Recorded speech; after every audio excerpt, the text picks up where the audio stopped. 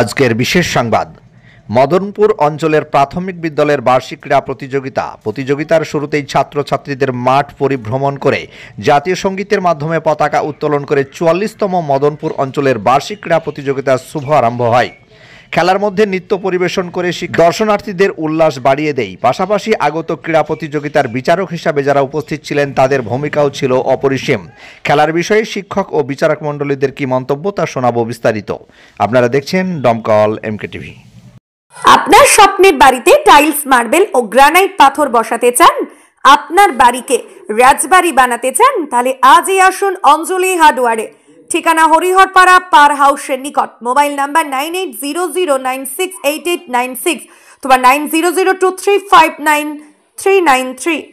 আমাদের মদনপুর অঞ্চলের অঞ্চল ক্রীড়া প্রতিযোগিতা বা বার্ষিক স্পোর্টস বল হচ্ছে আমাদের এখানে 11টা প্রাথমিক বিদ্যালয় এবং এসএসকে 7টা, মোট 18টা স্কুল নিয়ে আমাদের এখানে খেলাটা হচ্ছে আর কি। আজকে কি এটা ফাইনাল খেলা হচ্ছে? আজকে অঞ্চল স্পোর্টসের ফাইনাল খেলা অঞ্চলে। এরপর আমরা সার্কেল স্পোর্টস হবে, এখানে যারা ফার্স্ট হবে প্রতিযোগী এদের নিয়ে সার্কেল স্পোর্টসে তারা অংশগ্রহণ করবে। আমার নাম মাসুম আলী, আমি 38 নম্বর সরসাবাদ নিধিনগর প্রাথমিক বিদ্যালয়ের একজন পার্শ্ব শিক্ষক। হ্যাঁ, এটা একটা ভালো প্রশ্ন করেছেন। আমরা প্রত্যেক বছরই এই খেলাটা করি এবং এটা সরকারি অর্ডারেই খেলাটা হয়। তো যাই হোক, এখানে 18টা স্কুল থেকে এখানে অংশগ্রহণ করে, তার মধ্যে সবাই তো ফার্স্ট, সেকেন্ড, থার্ড হবে না, মাত্র তিনজন হবে। বাকি আরও যারা আছে তারা বিভিন্ন পদে নাম্বারে থাকে। তারপরে গার্জেনরা খুবই খুশি হয়, গার্জেনরা এতে আনন্দিত।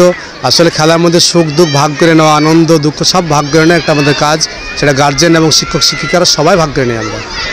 হ্যাঁ, এটা একটা আমার বলার আছে, সেটা হলো আজকে যারা শিশু, আজকে যারা এখানে খেলা করছে তারা আগামীর ভবিষ্যৎ। এরাই আমাদের ভবিষ্যতে হাল ধরবে, এরাই আমাদের প্রত্যেকটা সেক্টরে এরাই বড় হয়ে কাজ করবে। সেই জায়গায় আমার প্রত্যেকটা গার্জেনকে, গোটা অঞ্চলের গার্জেনকে আমার রিকোয়েস্ট যে আপনারা অন্তত আপনাদের বাচ্চাদেরকে মোবাইল থেকে দূরে রাখুন, খেলাতে উৎসাহ দেন, তাহলে তাদের শারীরিক বিকাশ হবে এবং তার সঙ্গে মানসিক বিকাশও হবে। আমাদের দুটো জিনিস দরকার স্কুলে, একটা মানসিক বিকাশ, তার সঙ্গে পড়াশোনা আছে, আর একটা শারীরিক বিকাশ, তার জন্য আমাদের খেলাধুলা, ব্যায়াম এসবগুলো প্রয়োজন। সেই জন্য প্রত্যেকটা গার্জেনের কাছে রিকোয়েস্ট, আপনারা মোবাইল থেকে বাচ্চাদেরকে দূরে রাখুন এবং এই খেলার জন্য তাদেরকে অনুপ্রেরণা যোগান। আমার নাম মোহাম্মদ ঔরঙ্গজেব, আমি মদনপুর হাই প্রাইমারি শিক্ষক এবং অত্যন্ত ভালো লাগছে, সুশৃঙ্খলিত পরিবেশ। অনেক অভিভাবক অভিভাবিকারা এসেছেন যারা খুবই শৃঙ্খলাপরায়ণ মনে হচ্ছে। এখন কেউ বাসের ব্যারিকেড ভেদ করে ভিতরের দিকে আসছে না, আমাদের খেলাতে কোনো সমস্যা হচ্ছে না। সেই সাথে এই অঞ্চলের শিক্ষক শিক্ষিকাদের যে আমাদেরকে সাহায্য সহযোগিতা করছে, তাতে খুবই ভালো লাগছে। হ্যাঁ, সত্যিই খুব ভালো লাগছে যে এই টেকনোলজি অর্থাৎ মোবাইলের যুগেও যে আমরা কিছুটা সময় ব্যয় করে যে এই খেলায় অংশগ্রহণ করতে পারছি আর কি। অভিভাবকরা বা অনেক দেখছি মধ্যবয়সী ছেলে যারা হয়তো 18-20 বছর বয়সী, তারাও এখানে এসেছে। তো ভালো লাগছে যে যাই হোক একটু সময় তো এখানে দিতে পারছে যারা মোবাইলটাকে ব্যবহার করছে না, এটার জন্য খুব ভালো লাগছে। আর যেটা বললেন যে ফান্ড, হ্যাঁ ফান্ড এখানে দেওয়া হয় নাই, সে ফান্ডটাকে মাথায় রাখতে হবে যে ফান্ডটাকে না দিয়ে আমাদেরকে খুবই অসহায়তার মুখে ফেলে দিয়েছে।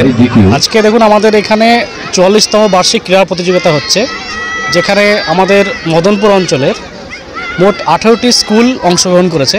সেখানে 11টি আমাদের প্রাথমিক বিদ্যালয় এবং 7টি আমাদের এসএসকে অর্থাৎ শিশু শিক্ষা কেন্দ্র আমরা অংশগ্রহণ করে মোটামুটি প্রায় বলা যায় 600 থেকে 650 স্টুডেন্ট এবং আমাদের মাস্টারমশাইরা যারা আছে তারা অংশগ্রহণ করে বার্ষিক একটা ক্রীড়া প্রতিযোগিতা, সেটারই আমরা আয়োজন করি সেখানে।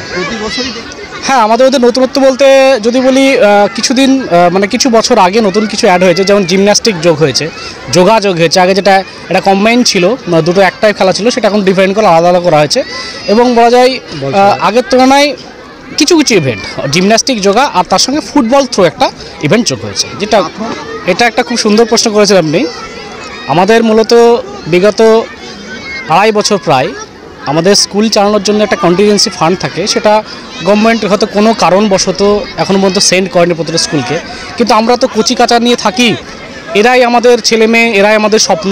তার জন্য আমাদের আয়োজনে যতটা পারি আমরা কোনো ঘাটতি না রাখার দরুন আমরা চেষ্টা করেছি আমাদের প্রত্যেকটা শিক্ষক শিক্ষিকার প্রত্যক্ষ অংশগ্রহণ যদি বলি এই আয়োজনের মূল উদ্যোক্তা প্রত্যেকটা শিক্ষক শিক্ষিকা, এখানে স্কুলের ব্যক্তিগত কোনো ফান্ড ইউজ হয় না, শিক্ষক শিক্ষিকারাই আমরা সমবেতভাবে একটা বাজেট করি, সেই বাজেটটা ডিভিশন করে আমরা আয়োজনটা এবারের মতো করছি। জানি না আগামীতে আমরা পাবো কিনা, আমরা চেষ্টা করব বা আশা রাখবো যদি গভর্নমেন্ট আমাদেরকে একটু হলেও আমাদেরকে একটু কি বলবো আমাদের একটু সাপোর্ট করে, তাহলে আমরা আগামী দিনে আরও বড় প্রোগ্রাম করতে পারবো এবং বাচ্চাদের অংশগ্রহণও করতে পারবো। আমি মোহাম্মদ সাবির আহমেদ, মদনপুর অঞ্চলের কনভেনার।